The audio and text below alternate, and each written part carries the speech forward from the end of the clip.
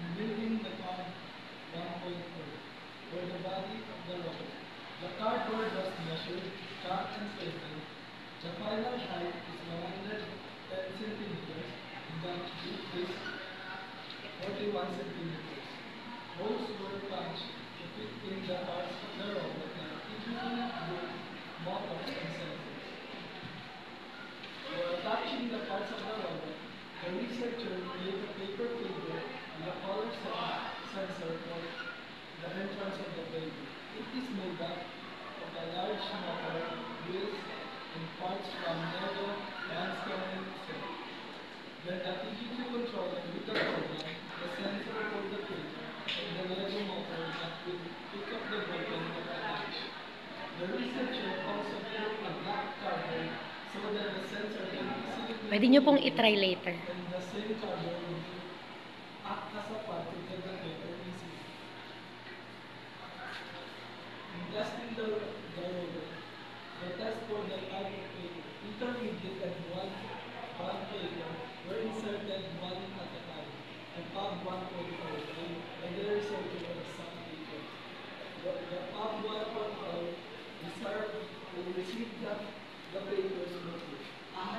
A high school student, Hans Michael Ortiz, tried to insert this command one at a time, and the paper went inside PUB 1.0 smoothly. The test of the PUB 1.0 paper is needed. 5 papers were required to be burned on the robot. The distance between the wheel and the black corridors was built. One by one, the paper was Kasi installed. plastic. Plastic. The test for the PUB 1.0 required motor. When the motor Hindi po was binasa, sir. attached on the back, Hindi ako naman. Oh, hindi po. Kasi po, pang paper lang. Paper lang po. Hindi try din natin Ay, yung plastic. sige po. Yung the same Ay, oh, sige. ng plastic, yung paper, kung babasahin na. Okay po. Kasi ang design doon is yung paper lang, pero baka may is Baka sakali. plastic na. Sige po. Go lang po, sir. Results and discussion. Test for the type of paper. Based on testing or experiment, PUB 1.0 can be inserted with used white papers like intermediate and cotton mass up to 250 GS. A thickness equivalent to a cardboard at the back of an intermediate pad paper. However, the dimension of the paper must only be 8.5 inches wide and 13 inches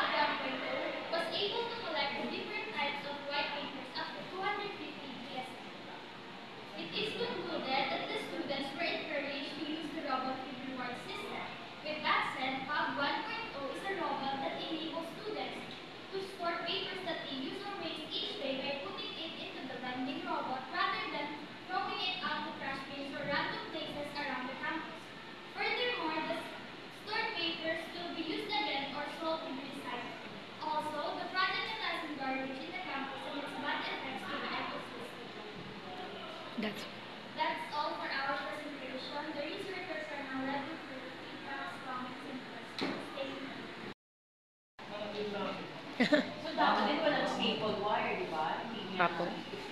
Okay. May natin kapalan. Kapalan nyo pa, baka sakali pa. Baka sakalo ako. Kasi 250 is 4 times ng cook. Ito ay 70. This one kasi ang ginagamit na is 80 ang pinaka.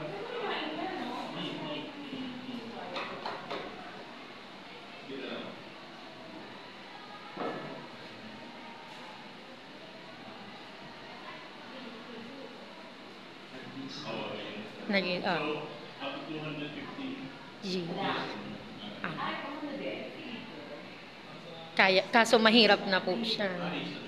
Ah. Ma'am, sila. Parang lugi tayo doon. Five spells ay... Five na, sir. Tapos may isang four. Ah. Sige. So may counter siya or automatic siya na fit mo ng lima ay automatic siyang lalabas. So may counter siya. Apo. Hindi naman daw, sir, nila i-adjust. Yeah, dyan yung counter para, yeah, yun yung possible na para makakaling sinabi ni Mother na lugi. Para hindi malugi, why not 10 to 15 po, no?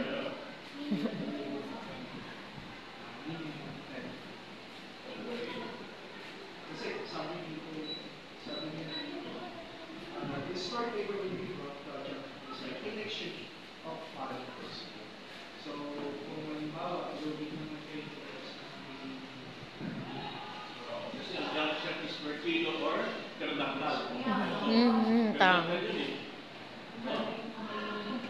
bali kung hindi plastic, since plastic is most, parang siya yung mas polyurethane sa environment. Just for comparison. Plastic bottles, which is more, mas mahal. Kung ang reward system, mas common tayo sa plastic. Kasi, may papel, pwede natin, oh, meron logo si Madam ha? May project. Sana yung logo ni Madam ang gawin natin ha? Bakit ka namin nila na paano No. yung logo ni Madam na wala, oh, may papel lang yung logo. No, wala naman ang junk shop na bakit? Mga anak, mga anak, ikwento niyo yung initial ano natin na bote pen, ikwento niyo. Yung bote pen po kasi yung initial, sige, ikwento niyo kila Seth. Kaso po, Bo- ano parang, gawa na po siya natin parang in- mas unique. And meron pong lumapit sa advice po namin kung pwede po ng mga newspapers. Tapos tinanong po namin if pwede i-bet tayo. Yun po yung naging idea namin para nakibet po ng newspapers. Tsaka po, yung HPTA po namin, may project po sila. Every week, pinagdadala po sila ng 1.5 liters na bote. Kaya sabi namin, ay, parang yung bote, makakalaban pa natin ng PTA. Kasi kawawa din yung mga hindi dadala na papel, wala sila